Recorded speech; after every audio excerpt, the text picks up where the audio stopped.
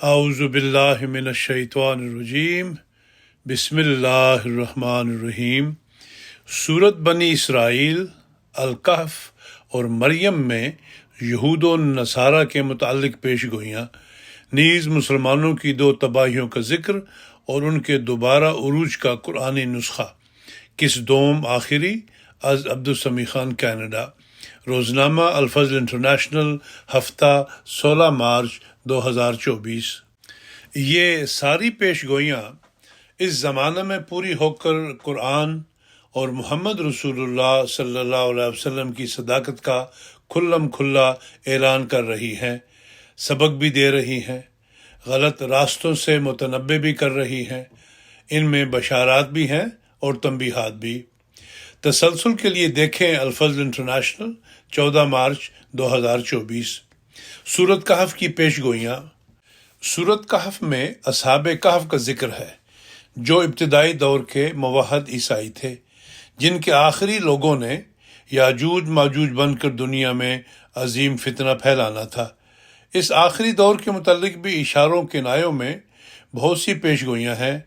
مثلاً سورت کہف کی آیت 19 ہے، وَنُقَلِّبُهُمْ ذَاتَ الْيَمِينِ وَذَاتَ الشِّمَالِ وَقَلْبُهُمْ بَاسِطٌ ذِرَاعَيْهِ بِالْوَسِيدِ لَوِ اطَّلَعْتَ عَلَيْهِمْ لَوَلَّيْتَ مِنْهُمْ فِرَارًا وَلَمُلِئْتَ مِنْهُمْ رُعْبًا۔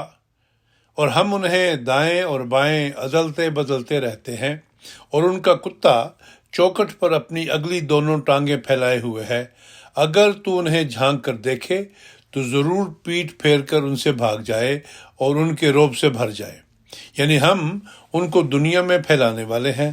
اور قلبہم سے یہ اشارہ ہے کہ ان قوموں میں کتے رکھنے کا بہت رواج ہوگا، اور یہ بھی کہ ان کا رعب دنیا میں بہت ہوگا۔ تفسیر کبیر، جلد 4، صفحہ نمبر 432۔ اصحاب کہف کے ذکر میں یہ پیش گوئی بھی ہے کہ امت محمدیہ کے ایک حصے کو ان جیسے واقعات پیش آنے والے تھے، اور حدیث میں رسول اللہ صلی اللہ علیہ وسلم نے فرمایا ہے کہ اصحاب الکہف اعوان المہدی۔ الدر المنصور، جلد نمبر 5، صفحہ نمبر 370، یعنی اصحاب کہف مہدی کے مرید اور ساتھی ہیں۔ تفسیر کبیر، جلد 4، صفحہ نمبر 442۔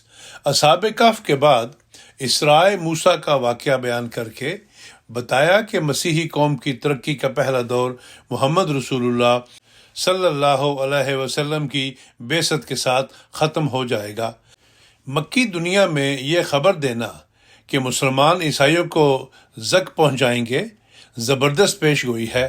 اس کے بعد ذوالقرنین کا واقعہ مسیحی قوم کی ترقی کے دوسرے دور کی خبر دینے کے لیے ہے۔ تفسیر کبیر، جلد 4، صفحہ نمبر 492۔ سورت کہف میں موسیٰ کے اسراء میں یہ بات بتائی گئی تھی کہ اصحاب کہف کی نسلوں کی ترقی ایک حد تک جا کر رک گئی۔ اس وقت خدا تعالیٰ کی طرف سے ایک اور نبی ظاہر ہوا، اور یہ بھی بتایا گیا کہ موسیٰ کی قوم سے مراد اس جگہ موسوی سلسلہ کا آخری حصہ ہے، یعنی مسیحی دور۔ حضرت عمرو بن عاص سے روایت ہے کہ رسول اللہ صلی اللہ علیہ وسلم نے فرمایا، تقوم الساعۃ والروم اکثر الناس۔ صحیح بخاری، کتاب الفتن، حدیث نمبر 2898۔ جب قیامت قائم ہوگی تو رومی دنیا میں سب سے زیادہ ہوں گے، یعنی دنیا میں عیسائیت کا غلبہ ہوگا اور ہر ملک پر حکومت کریں گے۔ یہاں قیامت سے مراد آخری زمانہ میں مسلمانوں پر ٹوٹنے والی قیامت ہے۔ سورت کہف کی آیت نمبر 48 ہے، وَيَوْمَ نُسَيِّرُ الْجِبَالَ وَتَرَى الْأَرْضَ بَارِزَةً وَحَشَرْنَاهُمْ فَلَمْ نُغَادِرْ مِنْهُمْ أَحَدًا۔ اور جس دن ہم پہاڑوں کو حرکت دیں گے اور تو زمین کو دیکھے گا کہ وہ اپنا اندرونہ ظاہر کر دے گی، اور ہم ان سب کو اکٹھا کریں گے اور ان میں سے کسی ایک کو بھی نہیں چھوڑیں گے۔ پہاڑ کے معنی بڑے آدمی کے بھی ہوتے ہیں، اور مراد یہ ہے کہ یہ سب پیش گوئیاں اس دن پوری ہوں گی جب بڑے بڑے لوگ جنگ کے لیے نکل کھڑے ہوں گے، اور ساری زمین یعنی اہل زمین ایک دوسرے کے مقابل کھڑے ہو جائیں گے، اور کوئی بھی پیچھے نہیں رہے گا۔ ان آیات میں آخری زمانہ میں ہونے والی عالمی جنگوں کا ذکر ہے، جس کی پیشگوئی انجیل میں بھی ہے کہ قوم پر اور بادشاہت پر چڑھائی کرے گی۔ متی باب 24 آیت نمبر 7۔ تفسیر کبیر جلد نمبر 4 صفحہ نمبر 457۔ حضرت صلی اللہ علیہ وسلم نے فرمایا کہ جب فتنے زوروں پر ہوں گے اور لوگ ایک دوسرے پر حملہ آور ہوں گے، تب اللہ تعالیٰ مہدی کو مبعوث فرمائے گا، جو گمراہی کے قلعوں اور بند دلوں کو فتح کرے گا، اور وہ آخری زمانہ میں ظاہر ہوگا اور زمین کو عدل و انصاف سے بھر دے گا، جس طرح وہ ظلم و جور سے بھر گئی تھی۔ ینابی المودہ جلد 3 صفحہ نمبر 93۔ سورۃ کہف کی آیت نمبر 84 ہے، وَيَسْأَلُونَكَ عَنْ ذِي الْقَرْنَيْنِ قُلْ سَأَتْلُو عَلَيْكُم مِّنْهُ ذِكْرًا، اور وہ تجھ سے ذوالقرنین کے بارے میں سوال کرتے ہیں، کہہ دے کہ میں ضرور اس کا کچھ ذکر تم پر پڑھوں گا۔ اس میں امت مسلمہ میں آنے والے ذوالقرنین کی پیش گوئی ہے، اور حضرت مسیح موعود علیہ السلام نے اس کا مصداق ہونے کا دعویٰ فرمایا ہے۔ یاجوج ماجوج اور ذوالقرنین۔ مسیحی دور کے 2 دوروں کا نام آسمانی کتب میں الگ الگ رکھا گیا ہے۔ پہلا دور اصحاب کہف کا دور ہے، اور دوسرا دور الہامی کتب میں یاجوج ماجوج کا دور کہلاتا ہے۔ تفسیر کبیر جلد 4 صفحہ نمبر 493۔ حضرت مسیح موعود علیہ السلام نے مغربی اقوام کے مذہبی اور سیاسی فتنوں کو دجال اور یاجوج ماجوج قرار دیا۔ فرمایا، یہ خبر جو قرآن شریف میں لکھی ہے مسیح موعود کے ظہور کی طرف اشارہ ہے، اور اسی وجہ سے یاجوج ماجوج کے تذکرہ کے نیچے اس کو لکھا ہے۔ اور یاجوج ماجوج 2 قومیں ہیں جن کا پہلی کتابوں میں ذکر ہے، اور اس نام کی یہ وجہ ہے کہ وہ اجیج سے یعنی آگ سے بہت کام لیں گی، اور زمین پر ان کا بہت غلبہ ہو جائے گا، اور ہر ایک بلندی کی مالک ہو جائیں گی۔ تب اسی زمانہ میں آسمان سے ایک بڑی تبدیلی کا انتظام ہوگا، اور صلح اور آشتی کے دن ظاہر ہوں گے۔ لیکچر لاہور، روحانی خزائن جلد نمبر 20 صفحہ نمبر 211۔ پھر فرمایا، اجیج آگ کو کہتے ہیں جس سے یاجوج ماجوج کا لفظ مشتق ہے، اس لیے جیسا کہ خدا نے مجھے سمجھایا ہے، یاجوج ماجوج وہ قوم ہے جو تمام قوموں سے زیادہ دنیا میں آگ سے کام لینے میں استاد بلکہ اس کام کی موجد ہے، اور ان ناموں میں یہ اشارہ ہے کہ ان کے جہاز، ان کی ریلیں، ان کی کلیں آگ کے ذریعے سے چلیں گی، اور ان کی لڑائیاں آگ کے ساتھ ہوں گی، اور وہ آگ سے خدمت لینے کے فن میں تمام دنیا کی قوموں سے فائق ہوں گے، اور اسی وجہ سے وہ یاجوج ماجوج کہلائیں گے۔ سو وہ یورپ کی قومیں ہیں جو آگ کے فنون میں ایسے ماہر اور چابک اور یکتائے روزگار ہیں کہ کچھ بھی ضرور نہیں کہ اس میں زیادہ بیان کیا جائے۔ پہلی کتابوں میں بھی جو بنی اسرائیل کے نبیوں کو دی گئیں، یورپ کے لوگوں کو ہی یاجوج ماجوج ٹھہرایا ہے، بلکہ ماسکو کا نام بھی لکھا ہے جو قدیم پایہ تخت روس تھا۔ سو مقرر ہو چکا تھا کہ مسیح موعود یاجوج ماجوج کے وقت میں ظاہر ہوگا۔ ایام الصلح، روحانی خزائن جلد نمبر 14 صفحہ نمبر 424۔ دوسری قسم کی مخلوق جو مسیح موعود کی نشانی ہے، یاجوج ماجوج کا ظاہر ہونا ہے۔ توریت میں ممالک مغربیہ کی بعض قوموں کو یاجوج ماجوج قرار دیا ہے، اور ان کا زمانہ مسیح موعود کا زمانہ ٹھہرایا ہے۔ قرآن شریف نے اس قوم کے لیے ایک نشانی یہ لکھی ہے کہ یعنی ہر ایک فوقیت عرضی ان کو حاصل ہو جائے گی، اور ہر ایک قوم پر وہ فتح یاب ہو جائیں گے۔ دوسرے اس نشانی کی طرف اشارہ کیا ہے کہ وہ آگ کے کاموں میں ماہر ہوں گے، یعنی آگ کے ذریعے سے ان کی لڑائیاں ہوں گی، اور آگ کے ذریعے سے ان کے انجن چلیں گے، اور آگ سے کام لینے میں وہ بڑی مہارت رکھیں گے۔ اسی وجہ سے ان کا نام یاجوج ماجوج ہے، کیونکہ اجیج آگ کے شعلہ کو کہتے ہیں، اور شیطان کے وجود کی بناوٹ بھی آگ سے ہے، جیسے کہ آیت خلقتنی من نار سے ظاہر ہے۔ اس لیے قوم یاجوج ماجوج سے اس کو ایک فطرتی مناسبت ہے۔ تحفہ گولڑویہ، روحانی خزائن جلد نمبر 17 صفحہ نمبر 276۔ حضرت نواس بن سمعان کی روایت ہے کہ رسول اللہ صلی اللہ علیہ وسلم نے فرمایا، ظہور مسیح کے بعد یاجوج ماجوج آسمان کی طرف تیر پھینکیں گے۔ صحیح مسلم کتاب الفتن حدیث نمبر 2937۔ اس سے مراد مغربی اقوام کے ایجاد کردہ ہوائی جہاز راکٹس اور میزائل وغیرہ بھی ہو سکتے ہیں جن کی ظاہری شکل بھی تیر جیسی ہوتی ہے اور تیر ہی کی طرح آسمان میں اڑتے اور نشانے پر پہنچتے ہیں۔ حضرت مسلم موعود رضی اللہ عنہ فرماتے ہیں، یاجوج ماجوج ان قوموں کا نام ہے جو شمالی ایشیا اور مشرقی یورپ کے علاقوں میں رہتی تھی۔ ایشیا کی زرخیزی کی وجہ سے وہ اس پر حملہ کرتی تھیں۔ اگر ان حملوں میں وہ کامیاب ہو جاتی تو جس طرح آریہ قوم ہندوستان میں بس کر دوسری پرانی قوموں میں مل جل گئی ہے، یہ قومیں بھی ایشیا کے مختلف ممالک میں پھیل کر دوسری اقوام کے ساتھ مل جاتی اور ہر ملک کے مطابق مذہب اختیار کر لیتی اور کسی ایک مذہب پر جمع نہ ہوتی۔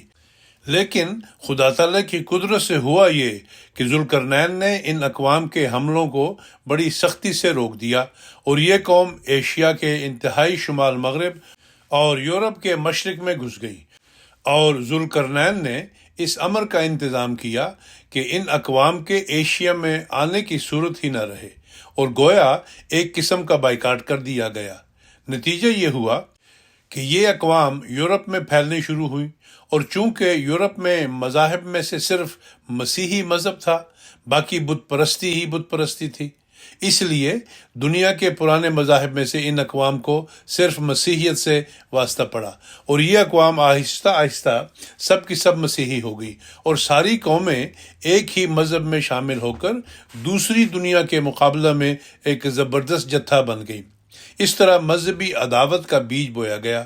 اس کے علاوہ چونکہ ذوالقرنین کے ماتحت اور اس کی پالیسی پر عمل کر کے سب ایشیا نے ان کو شمال کی طرف دھکیل دیا، جو زمانہ کے لحاظ سے سب سے ردی اور سب سے حقیر علاقہ تھا۔ ان قوموں کے اندر ایشیائی اور مشرق کی طرف آنے کی ایک زبردست خواہش پیدا ہوگی، جو اپنی شدت کی وجہ سے ہر نسل سے دوسری نسل کی طرف وراثتاً منتقل ہوتی چلی گئی اور اس طرح سیاسی عداوت کا بیج بویا گیا۔ غرض ذوالقرنین ایک لحاظ سے یاجوج و ماجوج یا دجالی فتنہ کے پیدا کرنے کا موجب ہوا۔ پس اللہ تعالیٰ نے مسیحی ترقی کے اس دور کا ذکر کرنے سے پہلے ذوالقرنین کا ذکر کیا، اور خصوصاً اس کے اس فعل کا کہ جس کی وجہ سے یاجوج ماجوج کی ایک علیحدہ قومی اور سیاسی بنیاد پڑی۔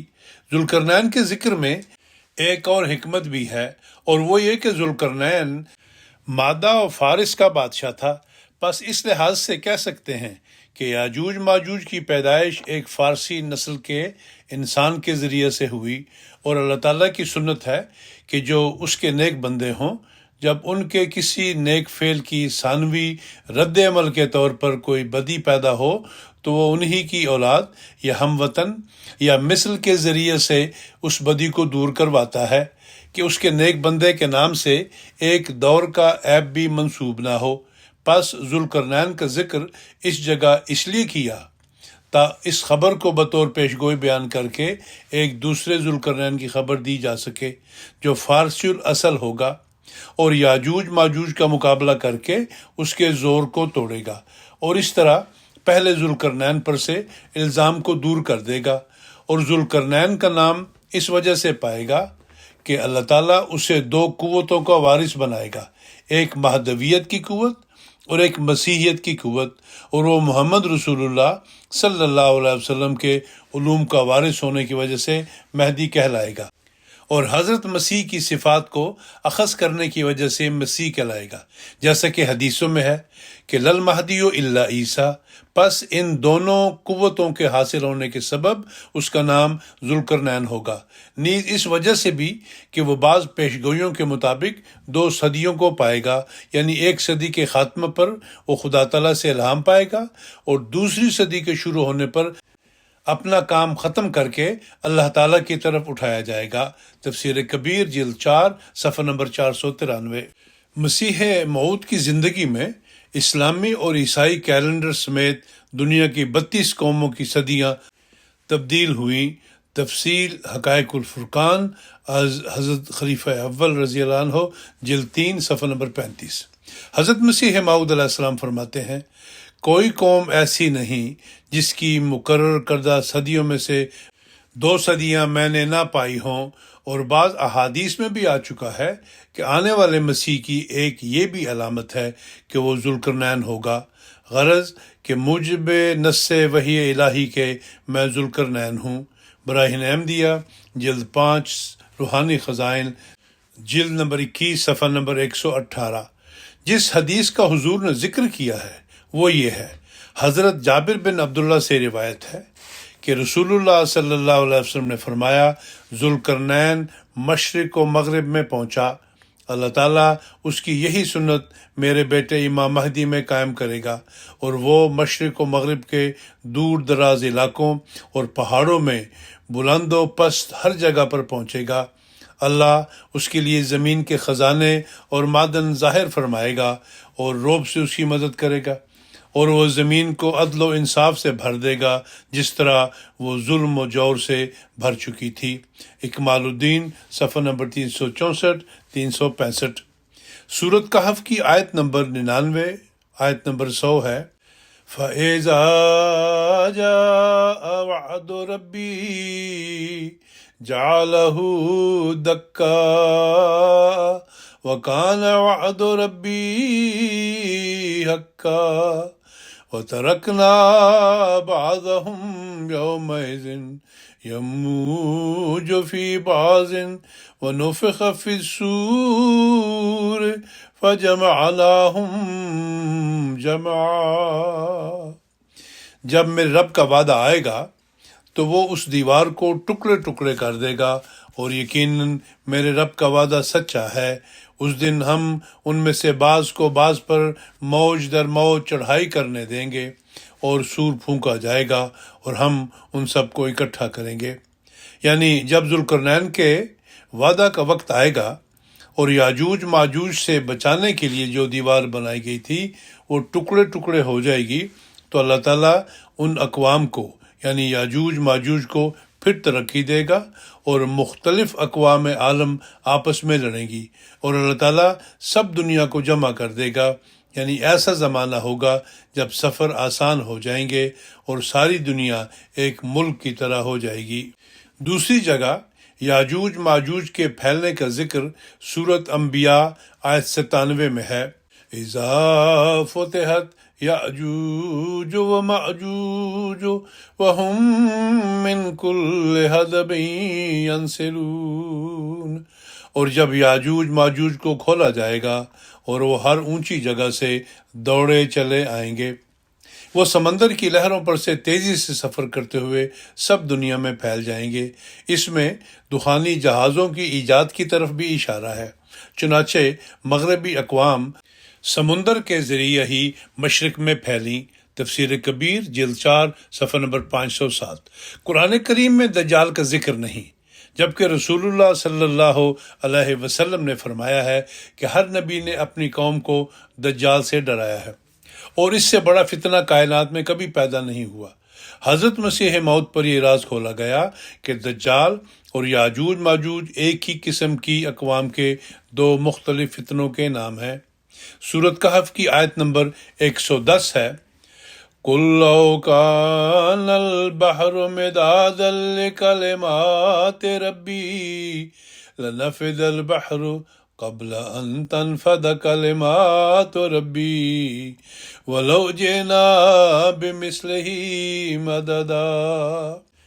کہہ دے کہ اگر سمندر میرے رب کے کلمات کے لیے روشنائی بن جائیں تو سمندر ضرور ختم ہو جائیں گے، بیشتر اس کے کہ میرے رب کے کلمات ختم ہوں، خواہ ہم بطور مدد اس جیسے اور سمندر لے آئیں۔ اس میں یہ پیشگوئی ہے کہ وہ زمانہ تصنیف کا ہوگا۔ ترقی یافتہ قومیں سائنس پر کثرت سے کتابیں لکھیں گی، ایجادات کریں گی اور نئے نئے علوم دریافت کریں گی، مگر خدا کی قدرتوں کا احاطہ نہیں کر سکیں گی۔ تفسیر کبیر جلد 4 صفحہ نمبر 511۔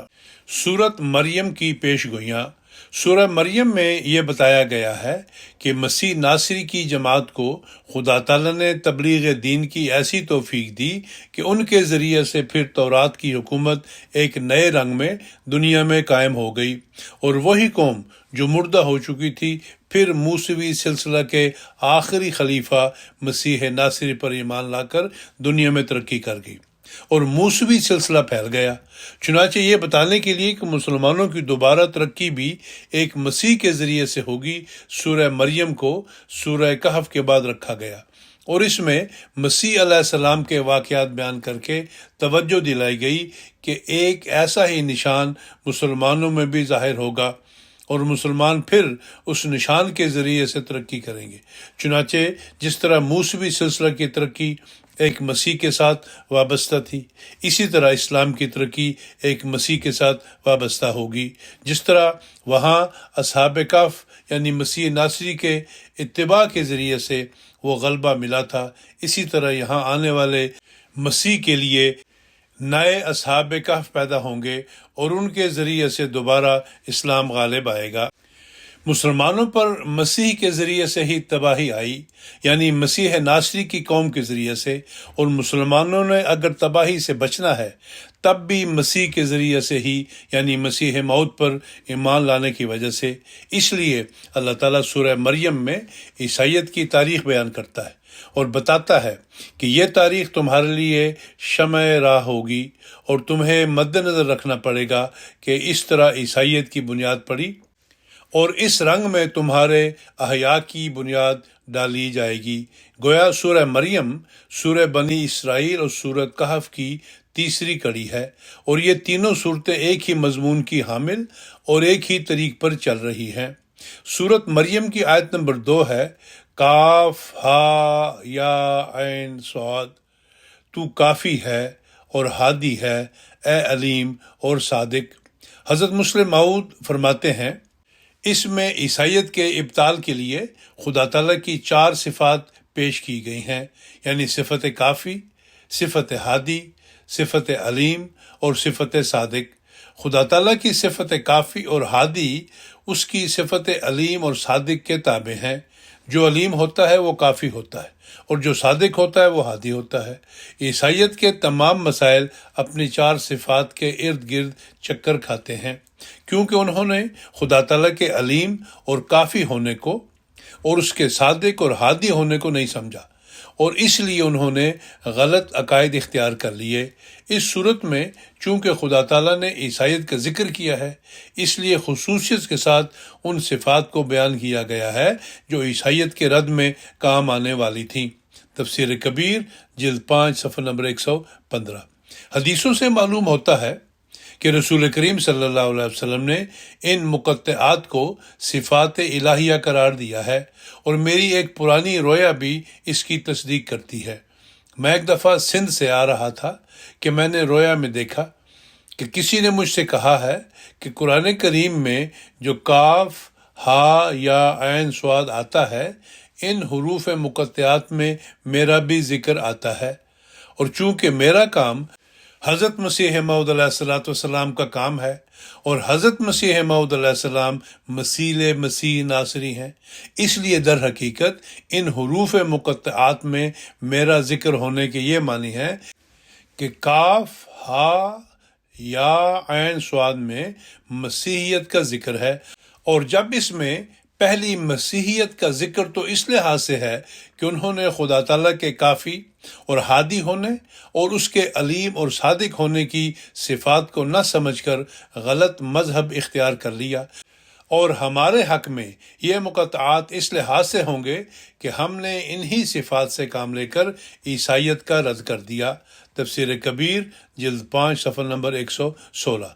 سورہ مریم کی آیت نمبر 70 و 71 ہے، ثم لننزعن من كل شيعة أيهم أشد على الرحمن عتيا ثم لنحن أعلم بالذين هم أولى بها صليا۔ تب ہم ہر گروہ میں سے اسے کھینچ نکالیں گے جو رحمان کے خلاف بغاوت میں سب سے زیادہ سخت تھا۔ پھر ہم ہی تو ہیں جو ان لوگوں کو سب سے زیادہ جانتے ہیں، جو اس میں جلنے کے زیادہ سزاوار ہیں۔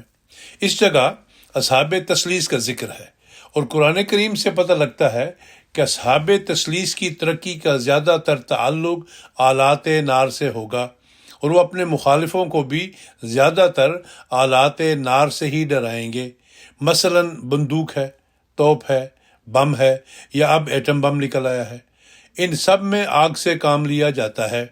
یاجوج و ماجوج ان کا اس لیے نام رکھا گیا تھا کہ انہوں نے آگ سے زیادہ کام لینا تھا، اور آتشی اسلحہ کے استعمال سے ہی انہوں نے دنیا پر غلبہ پانا تھا۔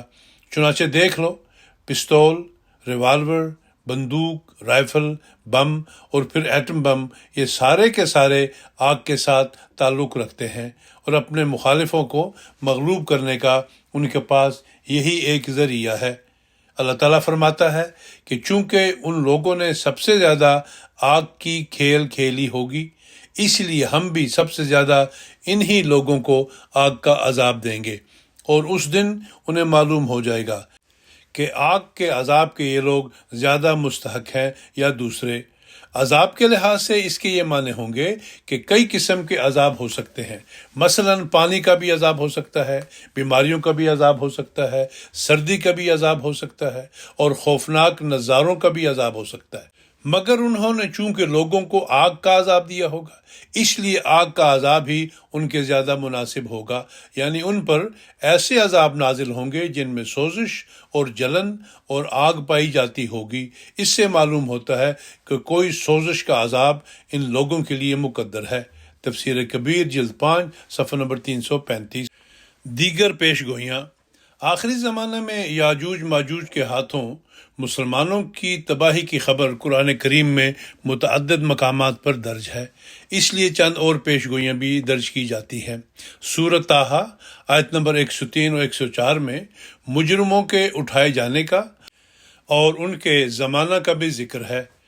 یوم ينفخ في الصور ونحشر المجرمين يومئذ زرقا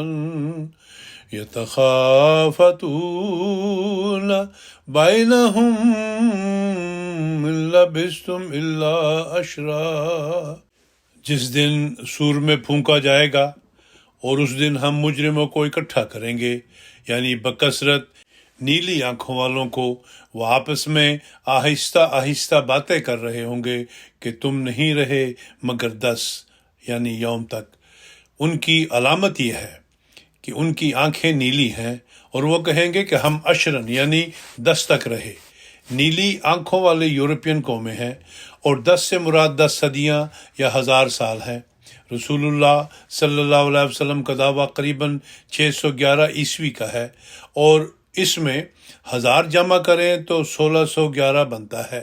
یہی وہ تاریخیں ہیں جن میں ہندوستان میں انگریزوں کے قدم جمے۔ 1611 عیسوی میں مغلیہ سلطنت نے ان کو خلیج بنگال میں کام کرنے کی اجازت دی، اور 1612 میں ان کو پہلا کارخانہ کھولنے کی اجازت ملی، اور یہ یورپ کی ترقی کی پہلی بنیاد تھی۔ ہندوستان کے بعد یورپ نے دوسرے ایشیائی ممالک اور افریقہ پر قبضہ کیا۔